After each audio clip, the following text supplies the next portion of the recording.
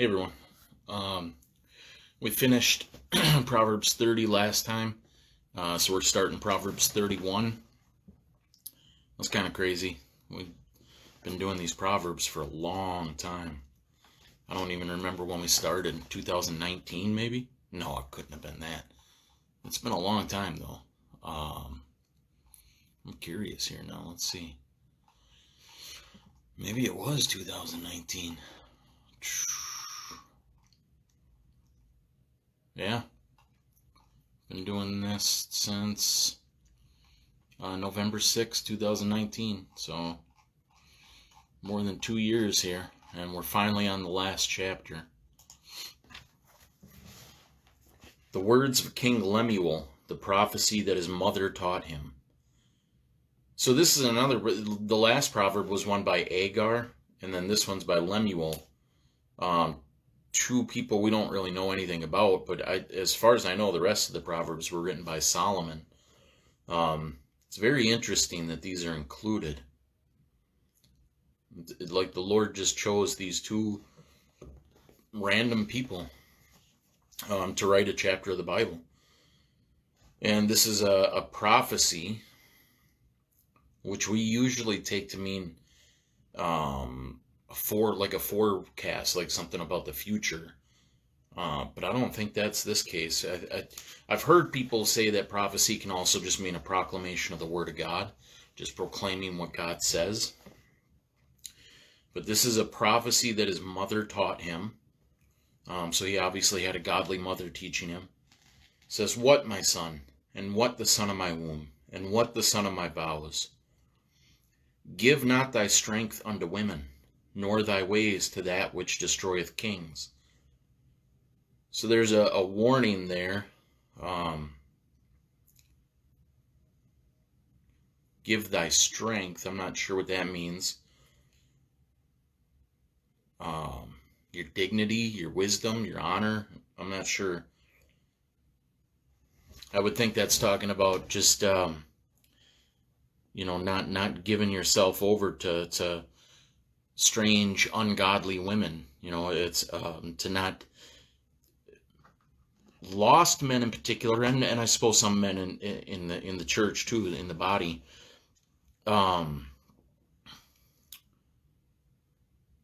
Seem to be so desperate for female companionship that they submit their headship. They take a passive, effeminate role and allow themselves to be led by women. And that's not biblical. So like people might hear that and think, oh, that's so chauvinistic. No, but the Bible gives specific instructions on gender roles. And men are to be the leaders in the household. That doesn't mean a domineering dictator, do what I say type thing, because Jesus taught you should love your wife like Christ loves the church. It's a loving guidance. It's a loving, good leadership is not about grabbing people by the scruff of the neck and forcing them to do what you want them to do. Good leadership is about showing that you can be trusted to lead in the ways of righteousness, to guide. Whenever two or more are together, and there's a goal, there has to be a leader. Somebody has to take the reins to direct and guide. And so it's not this like I say, it's not a dictator role that the husband's supposed to have. It's supposed to be a shepherd, to say, to instruct and to make sure that him and his wife, and if they have children, them as well, are walking the paths of righteousness, to design a plan, to organize structure, to say, we're going to pray now. This is the godly way to handle finances. This is the godly way to handle disagreements. We need to look to the scriptures. We need to make sure we're pursuing these spiritual things. So that's the role of the husband, and a lot of men give that up, and the roles are reversed. So I think that's probably what this is talking about. Give not thy strength, that your role. Don't give your position. And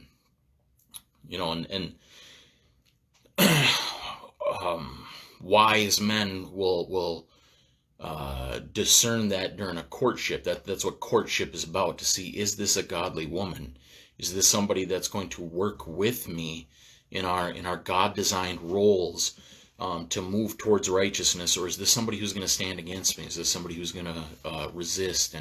And if you have two ox plowing a field and they're unequally yoked, one's trying to go one way, one trying to go the other, the field's not going to get plowed. You need them to be equally yoked. And in a relationship, like I say, somebody has to take the lead and say, this is the direction we need to go. This is what we need to pursue. So it's not at all a chauvinistic, do what I'm telling you, woman type attitude. It's a submissive, passive, wise, prudent shepherding. Just taking the lead, taking steps towards righteousness. It is not for kings, O Lemuel, it is not for kings to drink wine, nor for princes strong drink, lest they drink and forget the law and pervert the judgment of any of the afflicted. Now, anybody who knows me knows that I take a pretty strong stance on alcohol. I don't think Christians should even touch it, because this proverb is going to go on to say not even to look at wine when it moves, and I take that to mean when it's fermented.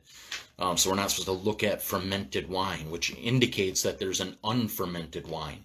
That is okay. It's the wine that rejoices the heart that the Bible talks about. It's a joyous thing, but it's an unfermented, which means it would be a non-alcoholic wine. Even the alcoholic wine back in biblical times was like 1/7 of what a beer is nowadays. Oh, sorry about that. So if you like, to take up one beer now is like drinking 7 glasses of fermented wine back then. And the Bible gives, it clearly states that drunkenness is a sin, and that's why people usually justify it, say, well, as long as I don't get drunk. But drunkenness isn't clearly defined. We don't know what drunkenness is. We define it in our modern day lingo as inebriated, intoxicated, unable to function, but we don't know that's what drunkenness means biblically. Like, what if it means just that moment when you start to feel flush in the face, where you start to feel warm, where you start to feel a little giddy, a little bit different. And that can happen after one alcoholic drink with today's alcoholic content. So this would be another scripture that I would point to say that we shouldn't touch alcohol. Because if it's not for kings, what you have to ask yourself, why isn't it for kings? And the next verse says, because if you drink, you're going to forget the law, you're going to pervert justice, you're not going to act right, you're not going to act righteously. And so the point there is, kings shouldn't drink because they might act unrighteously. Therefore, if our goal is to live righteously, this would also apply to us. It's like the verses about elders and bishops. The commandments for those people are commandments towards righteousness, and we are all supposed to be pursuing righteousness. So what applies to them should also apply to us. There's not different standards. So if a king shouldn't drink for righteousness' sake, then we shouldn't drink for righteousness' sake. So we're going to get into that a little bit more probably on the next video, and I think this is the one that talks about not to look at it, or did we already go over that? Yeah, I think we may have already went over that. I don't remember where that is. It's a proverb, but this would be kind of a backup verse to that, to support my position that Christians shouldn't drink. But anyways, that was verse 5. We'll stop there. Lord willing, we'll pick up in verse 6 next time. All right, I love you guys. Talk to you later. All right, we're continuing on in Proverbs 31. It's been a little bit here, but we read through verse 5 last time, so we're going to pick up in verse 6. It says, "Give strong drink unto him that is ready to perish, and wine unto those that be of heavy hearts. Let him drink and forget his poverty, and remember his misery no more. It's a perplexing verse for me. I take a very strong anti-alcohol position, and so I have preconceived biases when I come to these verses, so it's hard for me to discern what they're talking about here. Um, the strong drink unto him that is ready to perish, I kind of understand that. We don't give drink to those that are dying, but we do give like morphine and painkillers. So I understand that. But then it talks about wine to those with heavy hearts, to drink and forget the poverty and remember his misery no more. Um,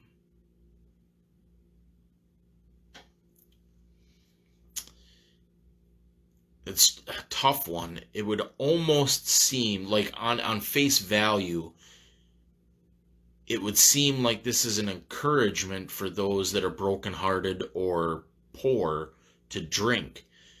But drunkenness is a sin. So, and we know that the scriptures clearly define that. So you kind of have to, like, I've heard, I don't remember who it was, a pastor or if it was just a brother that was talking about it sometime, but somebody who had studied this out, that it was talking about not just those that are dying a physical death, but those who are perishing eternally. So it's almost like a condemnation of the lost, like they're doomed anyways. Um, I don't know if I agree with that. It's it's something I don't think I'll be able to answer here live with you guys, because like I say, I am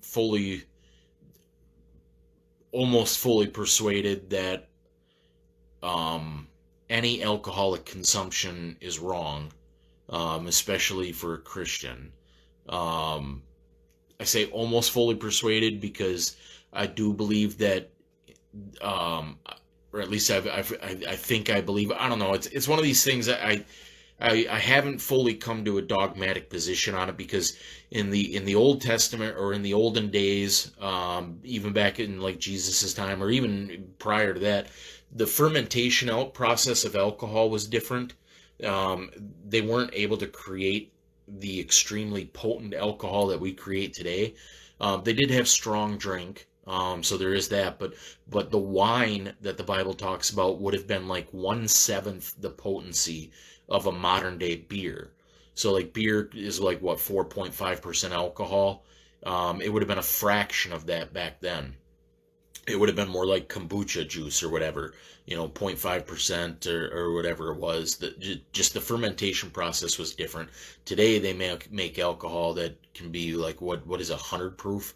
Is that the strongest? I'm not sure, but which would be 50% alcohol. I'm sure moonshine even gets stronger than that, but just so, like, my position on it is, I don't think it's a wise, beneficial, wholesome, righteous thing for a Christian to do, to even touch a beer, or because the alcohol content is so much stronger than biblical wine, and we have this definitive line in the sand that the scriptures say drunkenness is sin. So we don't, there's no measurement to say when you pass into drunkenness. Like people say, oh, it's when, 0.08 blood alcohol level or whatever, but the Bible doesn't say that. The Bible just says drunkenness is sin. So at what point do you have an alcoholic drink and cross into that undefined level, that undefined measure called drunkenness? Is it the moment you start to feel a little loopy, the moment you start to feel giddy or a little bit more loose or flush in the face? Like that especially a person who doesn't drink regularly, that can happen with one drink. So there's a danger there of not knowing where that line is to cross. Also, it's a poor witness. Also, it's a stumbling block. Also, it's just something I don't think that's wise to do. Do I condemn Christians that have a beer or two? No. If I'm not going to condemn them. I'm not their judge. I would have a hard time being around a Christian who's going to have an alcoholic drink, it would cause me great discomfort. It would cause me to kind of, shake my head and be like, what are you doing? It'd be like, somebody, to me, it'd be like a Christian getting a Maxim magazine.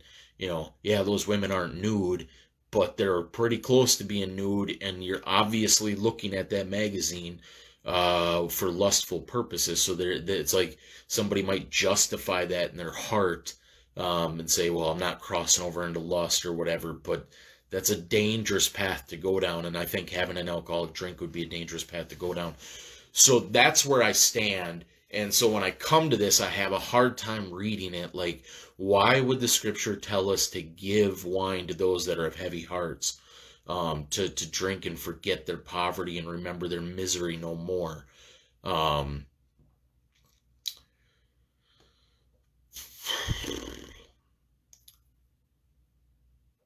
Because we know drunkenness is a sin, so it's like there's just it's a rough issue when you take, like, I think it would be very unwise for a person to take these two scriptures and then say, oh, I'm sad so I can drink. That's, we have, outside of just these two scriptures, we have a plethora of other scriptures that speak. In fact, the verses we read just right before this, that talk about, the king shouldn't drink. Why? Because it's going to pervert his wisdom. So, and we have a whole bunch of other scriptures that suggest otherwise. So people just to take these two scriptures and then justify your actions, I think would be a poor decision. Being that we know drunkenness is sin, that is what we know dogmatically. We know that. So then what does this mean? Knowing that, and knowing, we have to figure that out. We have to wrestle that out. So I'm not sure. I don't think I can take a strong position on these two scriptures here.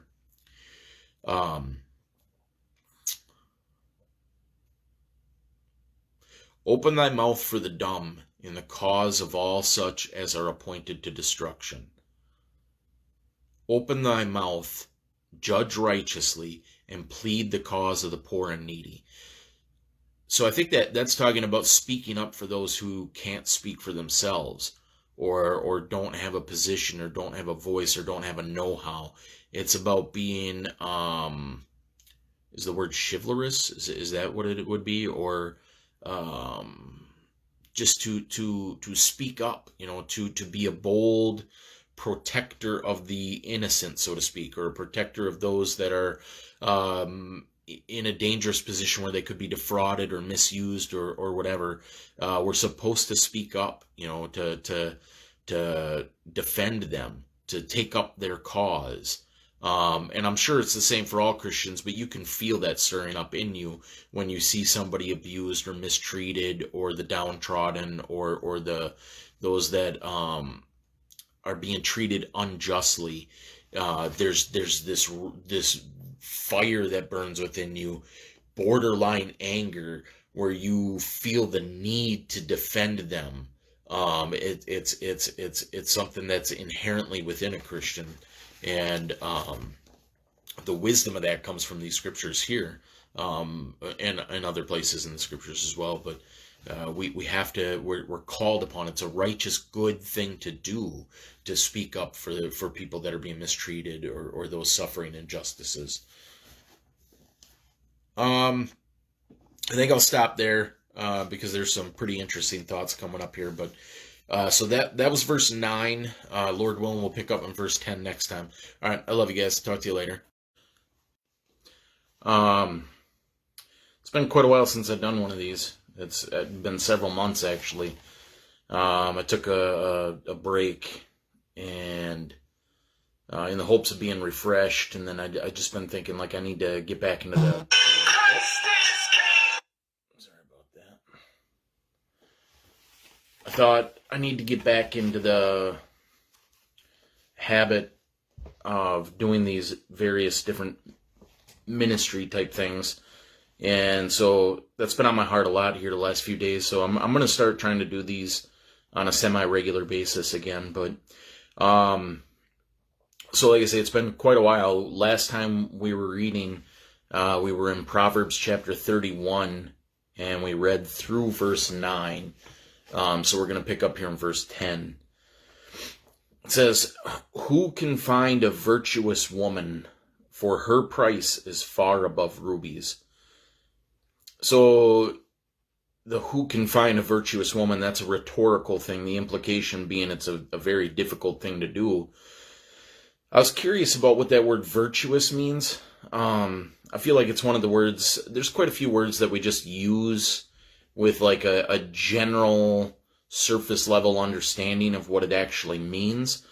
I always just thought it meant like good, wholesome, things like that. But the concordance says that the word means strength. It's often used in reference to armies or like war, men of valor, which is an interesting thing. So who can find a virtuous? Who can find a strong woman, a woman of strength? I would assume that means strength of character. A woman who is unyielding in her stance on righteousness, who's unbending, who takes the things of God seriously and stands strong on that. So I think there's probably way more to it than that, but that's kind of what I can come up with right now. So who can find this strong character, godly woman? It's a rarity. And then it says for, so the reason you want to find one is her price is far above rubies. She's to be valued more than treasure, to be valued more than gems. And I think in another place the scriptures talk about gold and whatnot. So to find a godly, a strong, godly woman of strong, dignified, upright character is a rare thing, and to be valued, to be treasured, like you would if you had a chest full of rubies.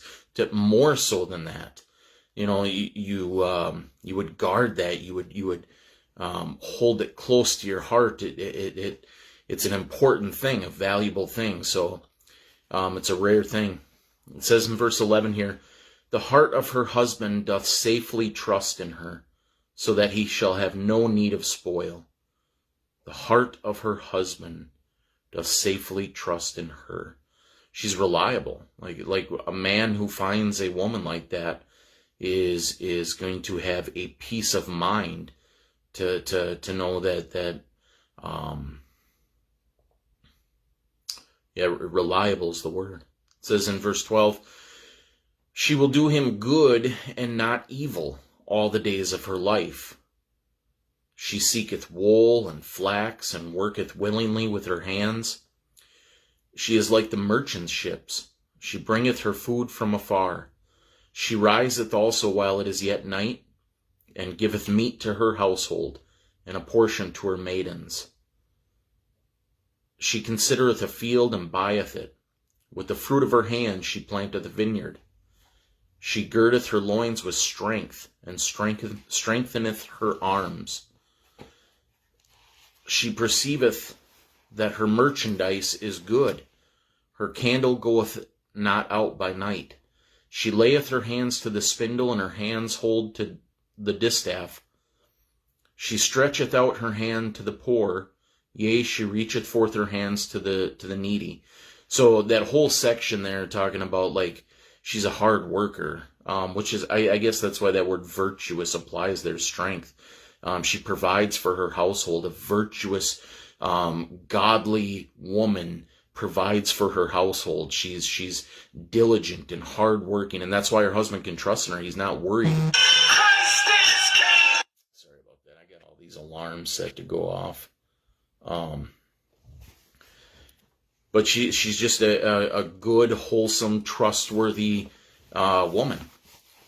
And then it says that her hand reaches out to the poor, so she's generous, she's caring. These are the qualities that a man is supposed to look for in a woman. It goes on to say that beauty is vain, favors deceitful. So, like, in today's culture, men obsess over looks. Like everybody wants an attractive woman, and like that gets emphasized so much that character gets thrown out the window. Both ways, a woman looking for a man and a man looking for a woman, they'll focus so much on the vanity, on the externals, that character is discarded. And that's why you have so many problems in relationships. But a true biblical relationship is one where a person is searching out the character of the individual that they want to be their spouse. And a godly woman is so rare and such a valuable treasure. It's a precious jewel that a man should consider himself extremely blessed to have a godly woman, to have a godly wife, someone that he can trust, somebody that he can rely on, somebody who's going to have his back, somebody who's going to take care of the household and be his true partner, to somebody to that they can both just rely upon. There's a beautiful unity and strength in that. And that's what a person's supposed to look for. That's what this whole section of scriptures is talking about. It says then, in 21, she is not afraid of the snow for her household, for all her household are clothed with scarlet. She maketh herself coverings of tapestry, her clothing is silk and purple. So again, just talking about being a diligent, hardworking woman. Verse 23, her husband is known in the gates, when he sitteth among the elders of the land.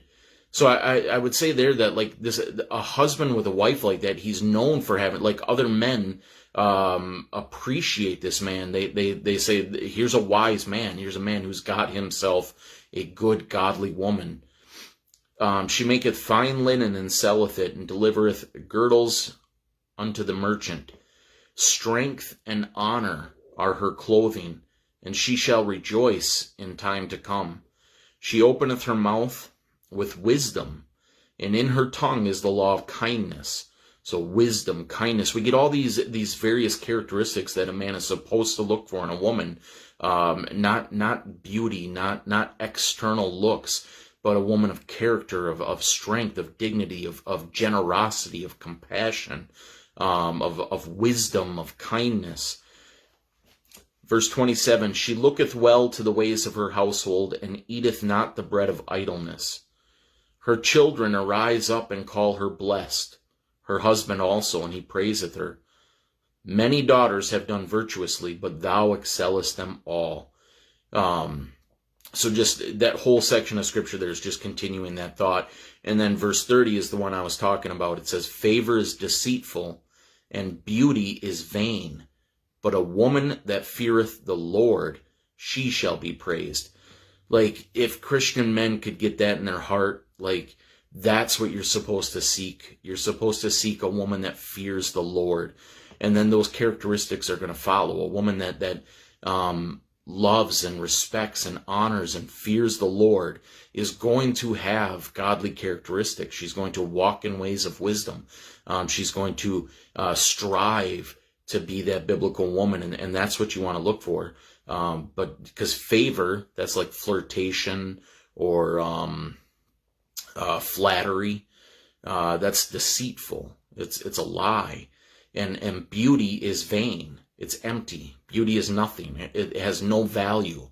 It goes away. It's a foolish thing to chase after.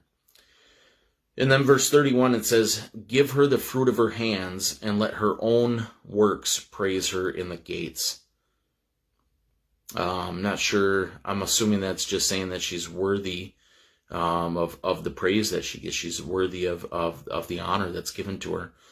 But yeah, that whole section there is very important, and I don't know if I've seen it in reality. Like even the godly men that I know, still we pursue beauty. Men are visually stimulated people. We get those endorphins in our brains triggered through visual stimuli. And so men seek out beauty, seek out good looks. and it's destructive. That's not saying that a godly woman can't be beautiful. If the Lord blesses you, you get both. You get an extremely godly and beautiful woman. And I think a lot of times there's an inner beauty that radiates through with a godly woman that is going to be attractive. But to just seek out beauty, a lot of times is going to end in destruction. You're going to end up with somebody who has no character, no reliability, just a vain, empty person.